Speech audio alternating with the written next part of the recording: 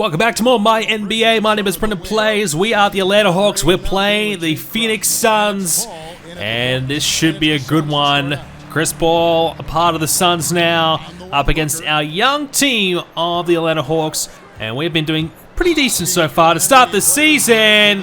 And Devin Book with an early foul. Nice blocking foul there, taking the big hit there. So still no Trae Young, still Rajon Rondo running this team at the moment, working away on Chris Paul, best of friends those two. So it'll be interesting to see how those guys match up tonight. And they will face each other for the majority of this game.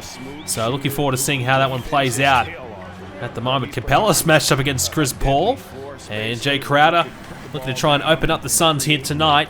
Chris Paul with a good opportunity here, a bit of a mismatch, and nails the three. Capella stunned, left in no man's land as Rajon Rondo not defending Paul for some reason on that exchange, but nonetheless, the Suns open up this game. Bogdanovic, I should say, as he misses the three. Capella gets the ball back, out to Herter, misses again.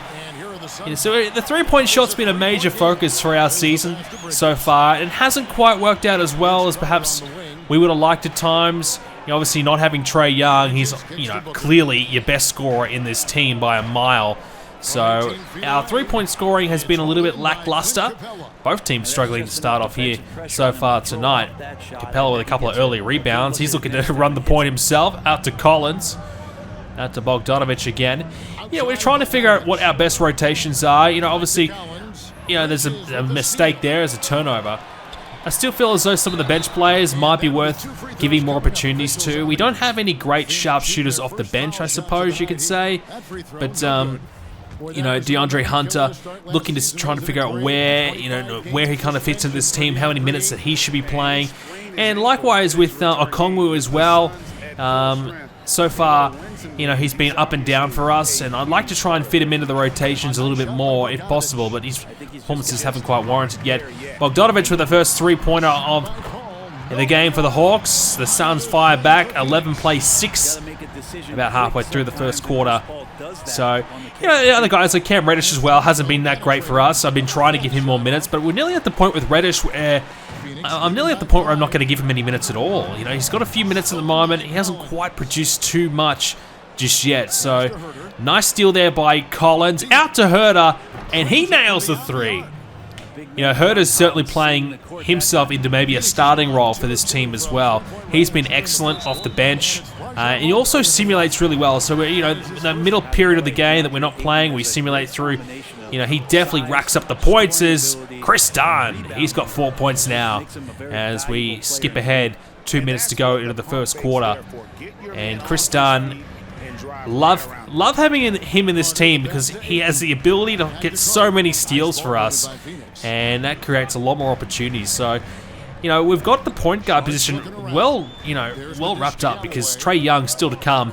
Rondo, as we know, he's had some big games for us. There's a miss there by Chris Dunn's defense. Is he going to try and go all the way, is he? Oh, he gets a bit of room, and he'll get the two-pointer. He's got 6 points now.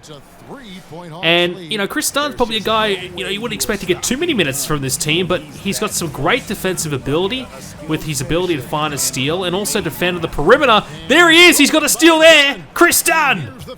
Now can he finish it? He's going to go for it. He's going to pass it out, though. Hunter. He's got to make it, and he does. He had to make that. Chris Dunn did all the hard work there as we head into the fourth quarter now, and the Hawks have a pretty good lead. So definitely looking at Chris Dunn, as I said, to potentially get some more minutes. Now, that will probably be cut down a little bit when Trae Young comes back, but, that's where things are going to get interesting. Will be Rondo retaining those minutes as our backup point guard, or will Chris Dunn potentially play himself into that back guard spot? And Chris Dunn is currently out there as well as Rondo. Rondo has 6 points, 4 rebounds, 4 assists, make that 8 points. Nicely executed there by Rondo. Dunn, though, 11 points, 5 rebounds, 6 assists, so he's been pretty good. John Collins has racked up 30 points tonight. A 30 bomb by John Collins. Bogdanovic, though, with a big-time 3. This game's all but wrapped up. 1 minute to go here. We're pretty much ready to call it a day. It's been a really impressive performance, though. You know, this is a good team win as Capella with a block. And Capella's been pretty big for us so far. We're really enjoying his defense. He provides just enough as Bogdanovic is wide open. You can't leave him open like that. 24 points for him tonight. Not a lot in terms of rebounds or assists, but he's basically a catch and shoot guy for us at this point. Trying to find him in the corner as Chris Paul, he breaks away from Rondo. Rondo's had a tough time dealing with Chris Paul in this match. But so far, Rondo, you know, he'll have the last laugh just because his team won, but certainly a tough night for him as Ayton, he's able to stop Capella, didn't fall for the fake. He was able to recover at least as Chris Paul blows past Rondo again. Oh, this time he doesn't get it, and it is Ayton with the finish there. So not a great finish to the game overall. 10-point lead to close this one out. Hunter's going to try and make that a couple of more, and he does. So we talked about DeAndre Hunter and his impact in this team going forward, and that's a good example of what he can do. He can slash and nail the 2-pointer there and the N1 opportunity. Gets it as well. 12 points for him here tonight. Let's take a look at the overall result. Chris Paul, 28 points tonight. John Collins, though, 32 points, 3 steals and a block. He was excellent. Bogdanovic, 24 points. Hunter is actually the 3rd highest scorer, as well as Dunn, the 4th. Fernando, not a lot of minutes, but good production from him. Capella, 15 rebounds. Excellent stuff. Reddish with a donut. And Solomon Hill got a donut as well, so 0 points for those two. Well, we are now heading into a bit of a spicy part of the season. We've been doing pretty well. We're currently number 1 in the power rankings somehow. We're 10 wins, 2 losses. Pretty good, but Clippers and Lakers, then the Bucks. Oof, this is going to be tough for us. Well, I'm happy, though, that we were able to score a win over the Suns. We previously, though, lost to the Nuggets. That was a tough loss. We just didn't quite get it done. Gallinari a little bit quiet against the Suns, but was very good against the Nuggets. And the Trailblazers as well, we were able to defeat them. So now it's time to try and take down the Lakers and the Clippers. So I'm feeling as though we need to try and maybe rush Trae Young back. You know, he's probably a couple of days away from being fully returning from his injury, fully 100% fit, but I feel like we need him, and I'm going to try and put him on a bit of a minutes restriction and play him in about 20 minutes. As for the rest of the team, Hunter, we're trying to give him a few more minutes. Chris Dunn, he's playing himself into some more minutes as well. And Herter, we've got him as a starting shooting guard at this point, and we're going to send Gallinari back to the bench. Not because Gallinari is doing bad, but I just feel like that might make our secondary unit a little bit stronger, because I feel like we kind of lack a leader, a scoring leader off the bench. And we've got plenty of options in our starting unit, but certainly Hunter, Reddish, not quite reliable scorers. Fernando's okay. Having Gallinari coming off the bench might be a good option for us, just to give us some stability coming off the bench. At the moment, it's the Mavericks and the Brooklyn Nets in the top spot, and we still haven't made the James Harden trade come into fruition yet, so we'll be looking to do that soon. So the Nets could get even stronger, which would be a little bit scary. All right, let's transition over into the Clippers game, and we are currently down by 3 points. Trae Young's returned to the team. He's got 2 assists to start things off. So let's see how he goes with his scoring ability, as he's going to chuck up a 3, and there's a miss though. So I'm looking forward to seeing Trae Young back. We haven't really had much of a chance to see him in action. Had an early injury as Paul George blows past our defense. We couldn't convert it though. Beverly in the corner. Pat Bev. Well, he's known for a brick or two. He's able to get the miss as Trae Young searching for his first points since coming back from injury. Couldn't quite find that one either. Yeah, we're taking a bit of a gamble bringing back Trae Young. I mean, that's a bit of a dagger. 3 points. Great start there by Paul George. Trying to bring back Trae Young a little early just to give this team a bit of lift. Coming up against the Lakers and Clippers, they're kind of do-or-die matches for us in a way that will determine whether or not we're the real deal. We've had a 10-2 start, but we've come up against a few weaker teams, and if we're able to beat, Trae Young with a turnover, that's a bad miss. If we're able to beat the Clippers or the Lakers, I feel like, we may be a legitimate team, and we might be able to make the playoffs with this team. We might actually be able to do something in the playoffs, not just make them as well. As Collins bending and draws the foul. So Kawhi Leonard with the foul there. 7 plays 13 as Trae Young still searching, and another turnover. This has been a disastrous return so far by Trae Young. And in transition, it's Pat Bev getting 2 points. Easy layup. Well, nobody said Trae Young is very good at defense, so no surprise there. But Trae Young, slow start. Bogdanovic, though, he'll save the day with a 3. Yeah, he's been good for us. You know, I feel like Bogdanovic will probably nail down the starting spot for at least for a while.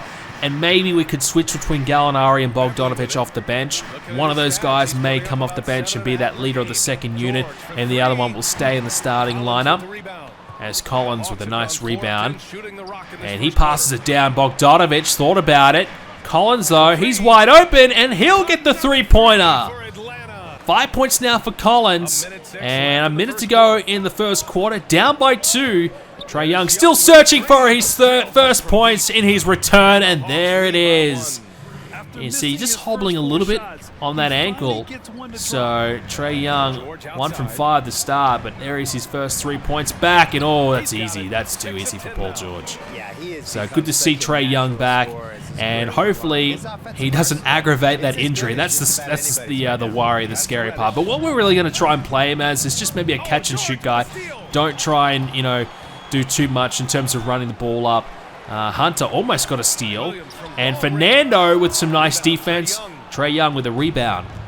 Yeah, so Trae Young, you know, maybe more of a facilitator and then just kind of stand and deliver type of guy. Just shoot up the threes. Don't try and drive the ball in, as he just saw there, but obviously didn't quite work out as the rebound there by Reddish. I'd like to see Reddish do something. A little bit more production from him would be great. Went for the alley-oop, couldn't quite find it. Too much defense there in the paint.